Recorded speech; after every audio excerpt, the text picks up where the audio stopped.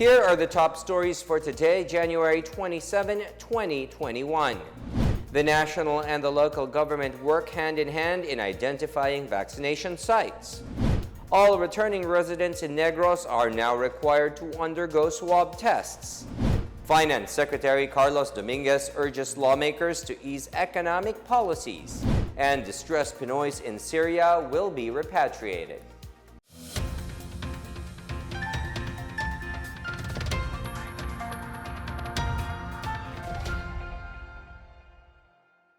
Good day, I'm William Theo. Welcome to the PNA Newsroom. The country is said to be well prepared for the arrival of the COVID-19 vaccines. Vaccine Czar Secretary Carlito Galvez Jr. said they have already inspected possible cold chain storage facilities nationwide. He said ultra-cold chain refrigerators that can store about 1 million doses of COVID-19 vaccines have been procured by the Research Institute for Tropical Medicine, or RITM. Galvez also cited the importance of an information drive to counter the misinformation posted by the anti-vaxxers on social media.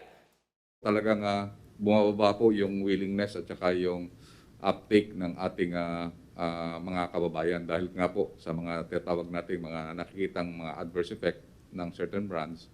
At the same time, malakas po yung mga social media ng mga anti-vaxxers.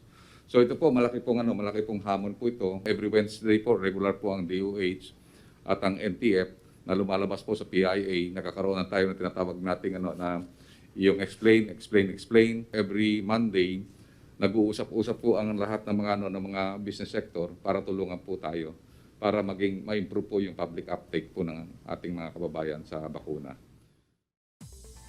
The government is working to identify vaccination sites. Vaccine Czar Secretary Carlito Galvez Jr. said the vaccination centers for the immunization program are supposed to be identified by local government units in coordination with their respective health offices.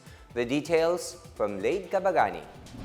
Vaccine Czar Secretary Carlito Galvez Jr. said more vaccination centers are needed as it would take around 250,000 individuals inoculated daily to complete the vaccination of 50 to 70 million Filipinos. He said LGUs should also prepare separate rooms for the inoculated individuals during the vaccination to monitor the effects of vaccines after patients are administered with the shot.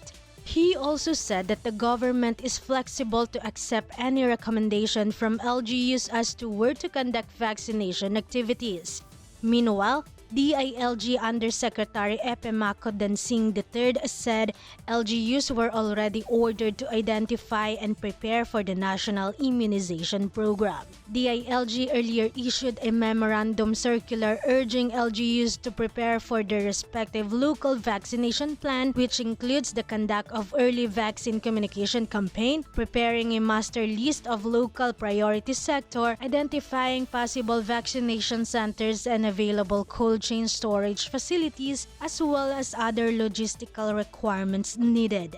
For his part, Pasig City Mayor Vico Soto said the city government is targeting to utilize public school facilities as COVID-19 vaccination sites. Meanwhile, Quezon City Mayor Joy Belmonte has expressed her gratitude to the Diocese of Novaliches for allowing the use of its big parishes as inoculation sites. Father Tony Labiao Jr. of Diocese of Novaliches said the church will also help the city in mobilizing its parishioners to take part in the city's vaccination. For the PNA Newsroom, I'm Laid Kabagani.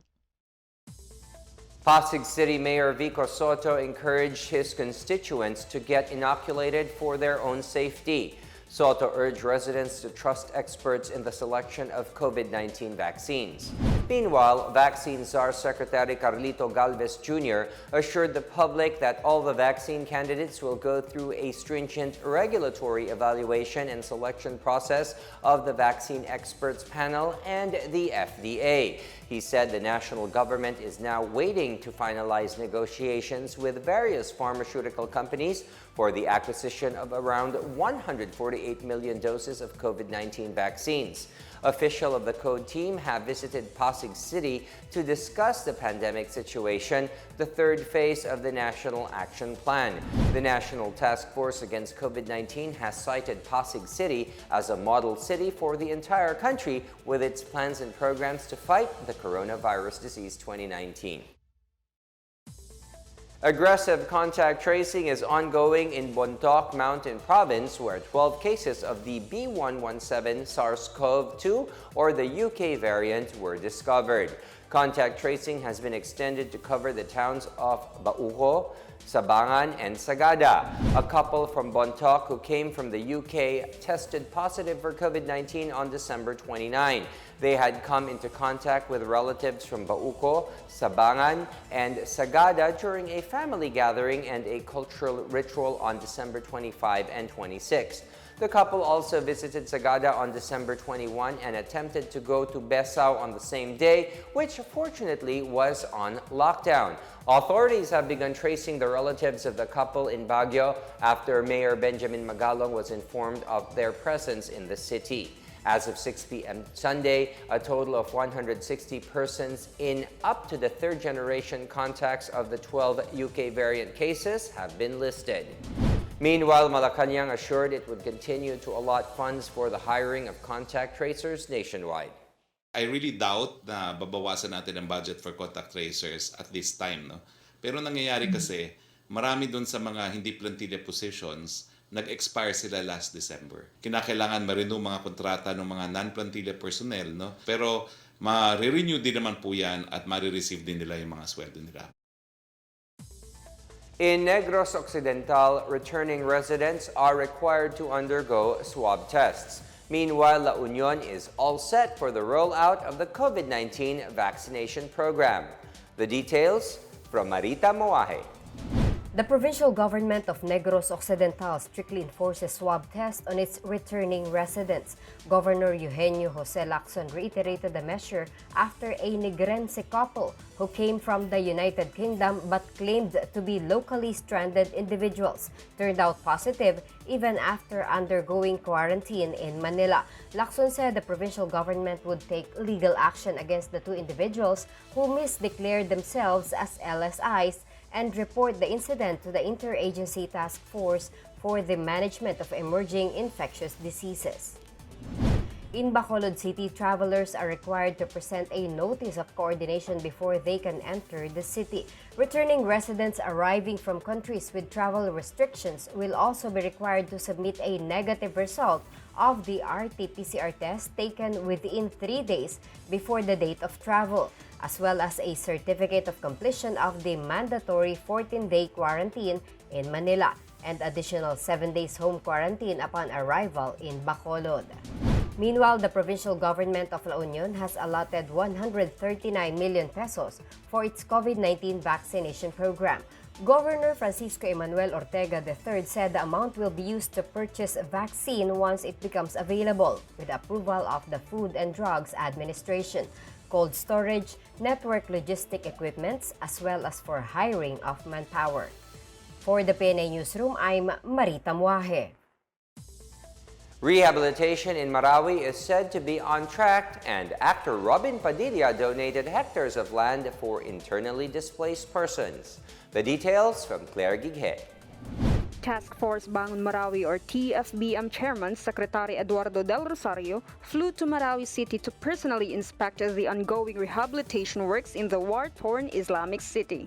Secretary Del Rosario physically assessed the ongoing projects to ensure that the rehabilitation will be completed by December as embodied in the Master Development Plan. During his 3-day visit, Secretary Del Rosario conducted actual inspection to construction sites like the Grand Parian Market, 2 school buildings, livelihood training in Barangay Biabadamag, and a peace memorial. He also inspected the refurbishments of the 2 most iconic Islamic houses of worship under the Marawi's most affected area. These are the Grand Mosque and the Batu Mosque. With the conducted ocular site inspection, Secretary Del Rosario assured that the Marawi rehabilitation is still on track. Marami tayong mga projects na ongoing at the same time. So basically, if we will categorize into one accomplishment as a whole, we are now between 30 to 40%. So we are on track as far as our timeline is concerned. Meanwhile, groundbreaking for the 52-story permanent shelters for internally displaced persons or IDPs was also held in Barangay Kilala. The 4-hectare land was donated by actor Robin Abdul Aziz Padilla. Marawi City Mayor Mahul Gandamra said the local government validates applicants for the project to ensure that rightful beneficiaries will be duly rewarded with the housing units. Ongoing ating dialogo so that our concerned officers such as the city assessor, the CSWD, nagkakaroon na ho ng mga validation, yung mga talagang legitimate residents before the seats dito sa reclaimed area ay sila ho ang mabibigyan ng mga pabahay. For PNA Newsroom, Claire Gighe of the Philippine Information Agency, Ligan City Information Center. Still to come, the Philippine Coast Guard issues its side on the termination of the UP-DND Accord. Meanwhile, Finance Secretary Carlos Dominguez urges lawmakers to ease economic policies. More on these when the PNA Newsroom continues.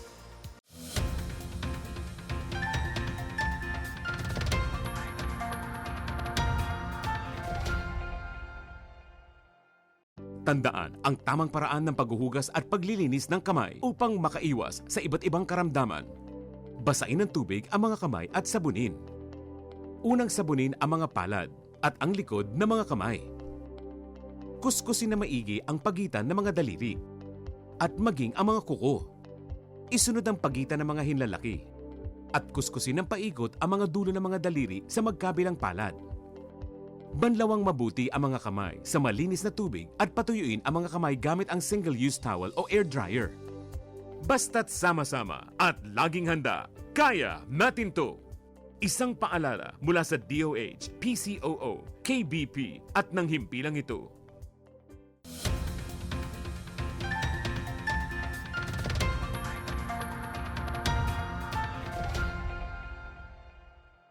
You're still watching the PNA Newsroom.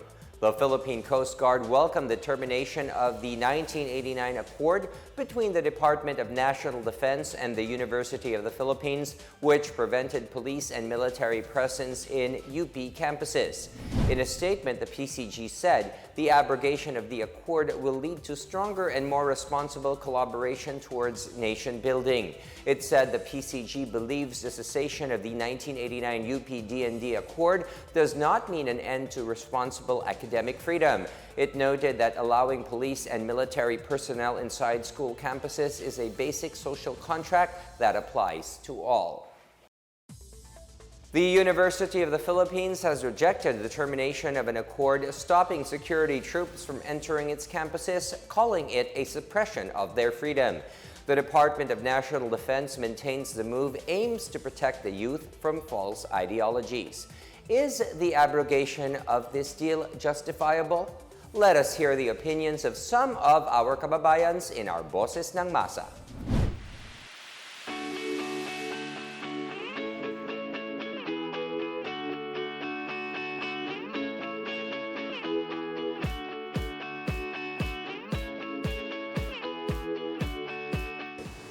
Kasi po, hindi po natin alam kung ang priority po ba talaga ng mga polis at ng kapulisan pati ng mga militar ay protektahan po yung mga estudyante o patahimikin po sila.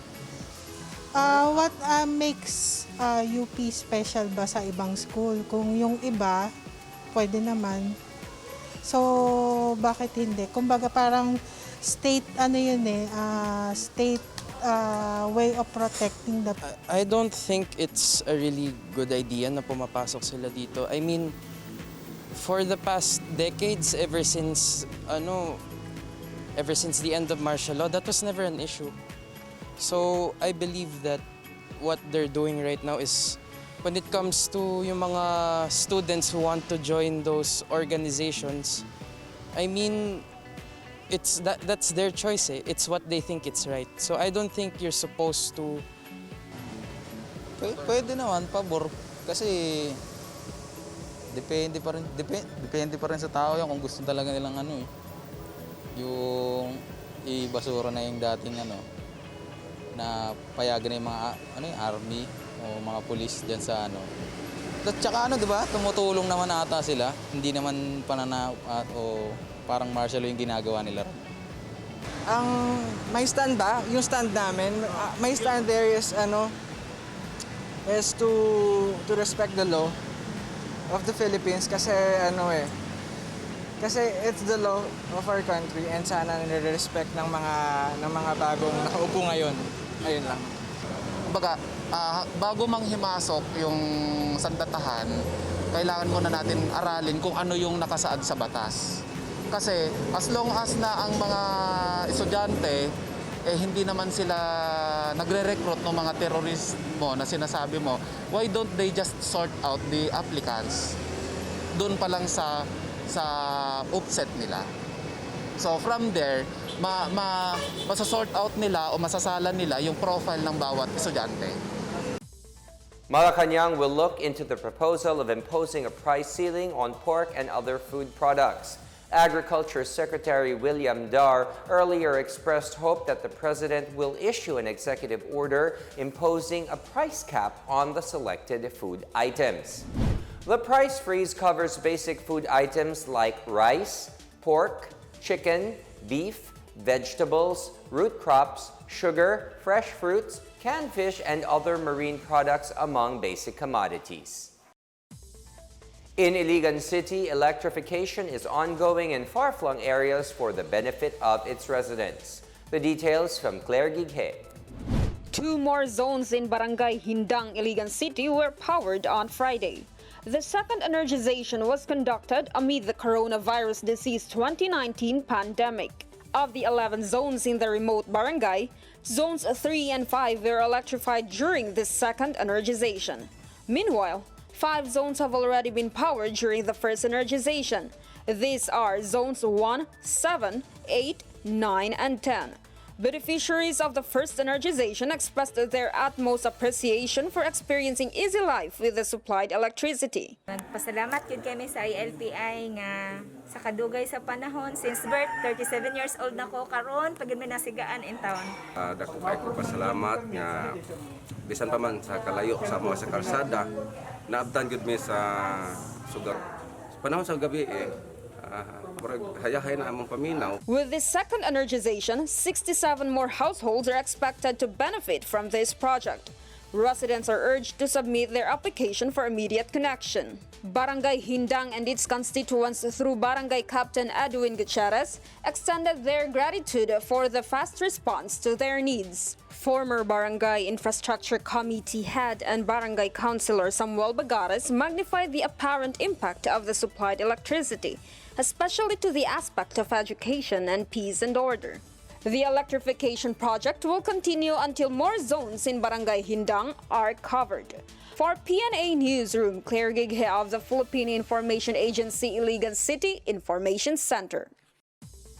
Finance Secretary Carlos Dominguez III urged lawmakers to ease economic provisions in the Constitution to help in the recovery of the economy, partly by opening it to foreign investors.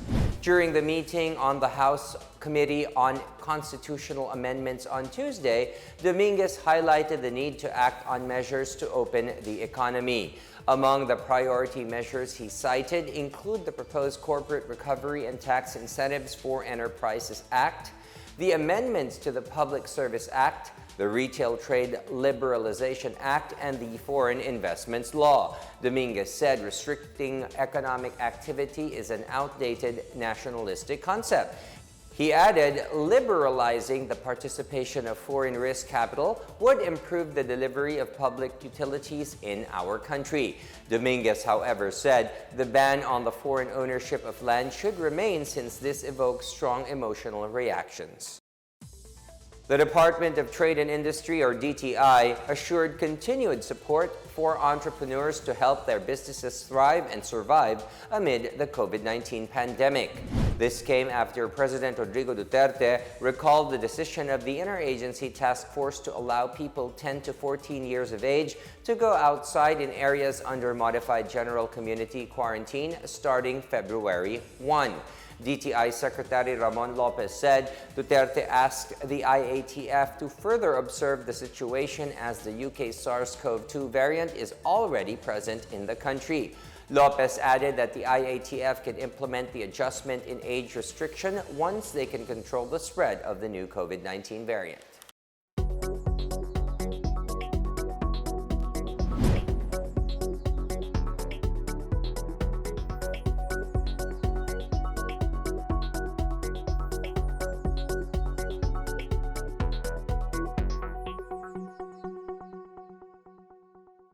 Up next, distressed Pinoys in Syria will be repatriated.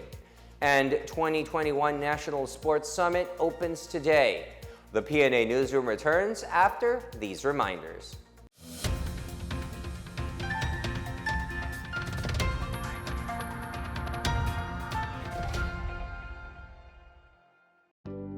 Alamin kung paano ang tamang pagsusuot ng surgical mask. Una, hawakan ang mask sa strap at siguruhing natatakpan nito ang inyong bibig at ilong. Tandaan, ang may kulay na bahagi ng mask ang dapat nasa labas. Ito lamang ang tamang paraan ng pagsuot nito. Ihulma ang nose piece o maliit na metallic strip ayon sa hugis ng inyong ilong. Iwasan ang paghawak sa inyong ilong at bibig.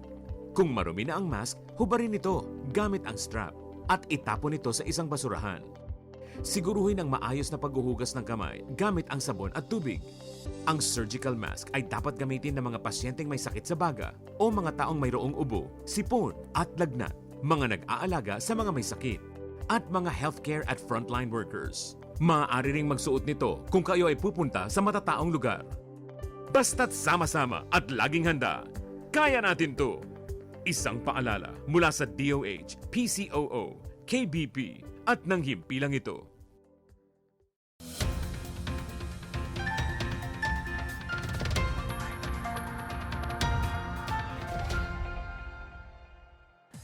The Philippines has included the Czech Republic on the coverage of the temporary travel ban on foreign travelers due to the new coronavirus variant.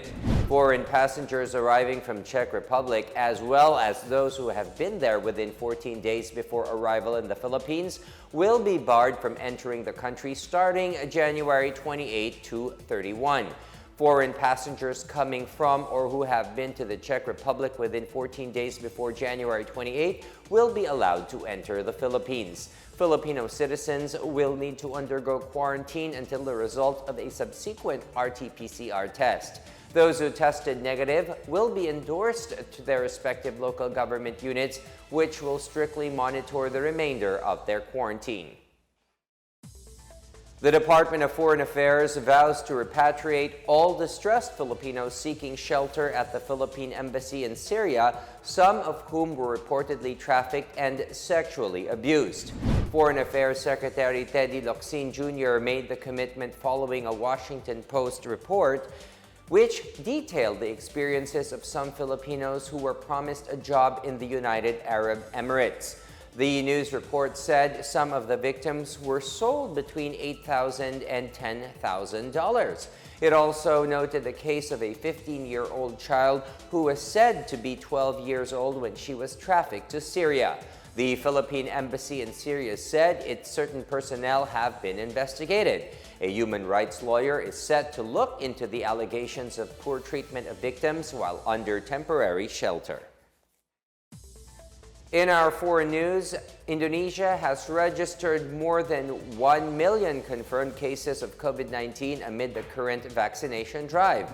To date, more than 28,000 people have died and around 820,000 have recovered from the coronavirus epidemic, according to official data from the Health Ministry. Across the country, a massive COVID-19 vaccination program was launched on January 14. President Joko Widodo took the first shot of a vaccine developed by company Sinovac. The new public activity restriction requires a workplace to have 75% of its staff to work from home, teaching and learning activities to continue online, shopping centers to open for limited hours, and restaurants to operate with no more than 25% of their seating capacity. Senator Bongo and Representative John Marvin Yulcervo Nieto, chair of the House Committee on Youth and Sports, graced the opening ceremonies of the National Sports Summit 2021 today. The summit is an online event hosted by the Philippine Sports Commission, or PSC. It is a three-phased project aimed at taking insights of different sports stakeholders. Over 700 participants have registered online, representing national sports associations, local government units, government agencies, schools, colleges, universities, and sports-interested parties. PSC Chairman Butch Ramirez thanked Gov't and Servo for their support to Philippine sports. The country mourns the passing of South Cotabato's famed traditional master weaver and manlilikha ng bayan, Fu Yabing Masalon Dulo. Fu Yabing died Wednesday at their home in Sitio Amguo, Barangay Landan, Polomolok Town. She was 106 years old. Fu Yabing is a prime mover in the preservation of the art of Blaan Mabaltabi, or ikat weaving. She was among the 3 traditional weavers from Mindanao who were declared as national living treasures. She was conferred with the Gawad Manlilikha ng Bayan for 2016, or Gamaba, by President Rodrigo Duterte. Fu Yabing will be laid to rest in a state funeral in her family's land situated at the foot of Mount Matutum.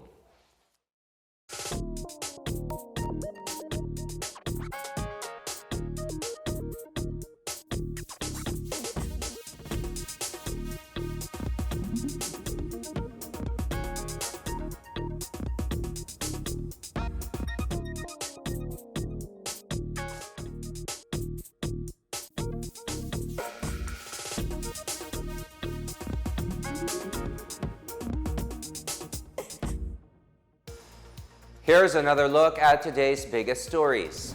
The national and the local government work hand in hand in identifying vaccination sites.